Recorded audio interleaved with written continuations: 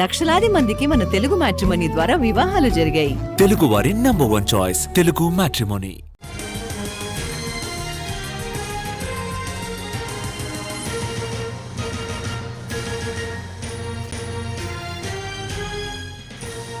పహల్గామ్ ఉగ్రదాడి కాశ్మీర్ టూరిజం తీవ్రంగా ప్రభావితమైంది. పర్యాటకుల లక్ష్యంగా ముష్కరులు కాల్పులు జరపడం ఇదే తొలిసారి.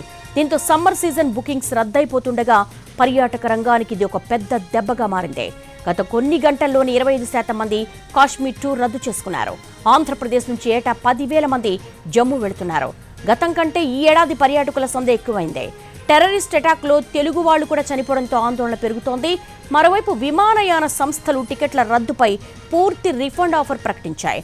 టెర్రర్ టెన్షన్ నుంచి టూరిజం కోలుకోవడం ఇప్పట్లో సాధ్యం కాదనే అభిప్రాయం వ్యక్తమవుతోంది. లేటెస్ట్ అప్డేట్స్ మా ప్రతినిధి రవిచంద్ర అందిస్తారు. ఉగ్రవాదుల దాడి తర్వాత కాశ్మీర్కు వెళ్లే తెలుగు పర్యాటకుల్లో తీవ్రమైన భయం కనిపిస్తోంది. ఇప్పటి వరకు 25% టూర్ ప్యాకేజీలు క్యాన్సిల్ అయినట్టుగా ఇండస్ట్రీ వర్గాలు చెప్తున్నాయి. ప్రస్తుతం మన దగ్గర విజయమోహన్ ఉన్నారు. సార్, కాశ్మీర్ దాడి తర్వాత టూరిజం పైన ఇంపాక్ట్ ఎలా ఉంది? ఎంత మేరకు టూరిస్టులు ఇప్పటి వరకు క్యాన్సిలేషన్ చేసుకున్నారు?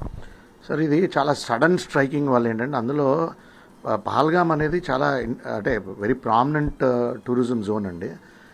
అది అవగాహన ఏంటంటే అది టూరిస్టులను టార్గెట్ చేయటం వల్ల అప్పుడు మనకి యూజువల్గా కంటిన్యూస్గా ఏదో ఒకటి ఇష్యూలు అప్పుడప్పుడు మనం వింటానన్నాం.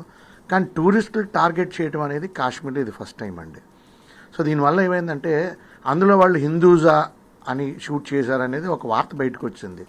దాని మీద డెఫినెట్గా భయం అనేది స్టార్ట్ అవుతుంది. ఇప్పుడు నిన్న నైట్కి ఇప్పుడు మేము ఆల్మోస్ట్ ఒక 300 ప్యాసింజర్స్ మాకు ఈ సమ్మర్లో ఉన్నారండి.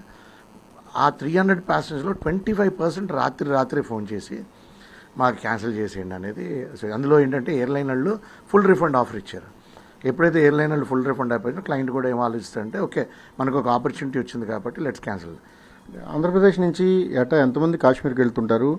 ఇప్పుడిప్పుడే కాశ్మీర్లో పరిస్థితులు సాధారణ స్థితికి వస్తున్నాయి అనుకున్న సమయంలో జరిగిన ఈ దాడి కావచ్చు, లేకపోతే దాని ఇంపాక్ట్స్ టూరిజం మీద ఎంతో ఉండే అవకాశం ఉంటుంది?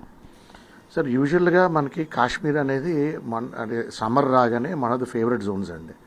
ఎందుకంటే మనకి గుల్మార్గ్లో పైన స్నో ఉండటం వల్ల జోన్ అంటే ఫస్ట్ దీని లెవెల్లో సెకండ్ లెవెల్లో 2 స్నో ఉంటుంది కాబట్టి జనరల్గా మనళ్ళు స్నో కనిపించేది అదొక ఇంట్రెస్టింగ్ ప్లేస్ అని అందరూ వెళ్ళిపోతారండి. అంటే ఈ అటాక్లో తెలుగు వాళ్ళు 2 చనిపోవడం కూడా మన నుంచి వెళ్ళే వాళ్ళ పర్యాటకుల మీద ఎక్కువ ప్రభావం చూపించే అవకాశం ఉందనుకుంటారా?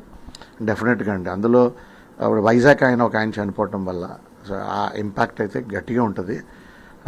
ఎందుకంటే అందరికీ ఈరోజు సూచాలుగా ఆయన చాలా ప్రామినెంట్ పర్సన్. సో అందరికీ వైజాగ్లో ఆయన చనిపోవడం తెలిసింది. కానీ సైకలాజికల్గా అదైతే ఉంటుందండి 100%.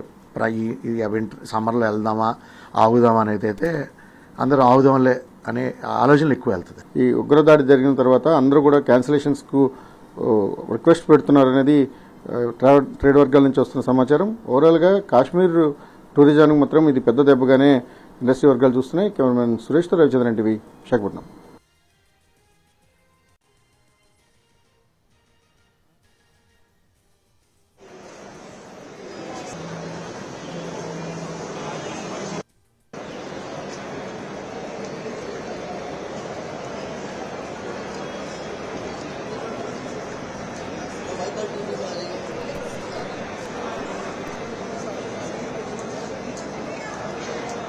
प्रॉब्लम नहीं है, वापस आप हमारा बनता है।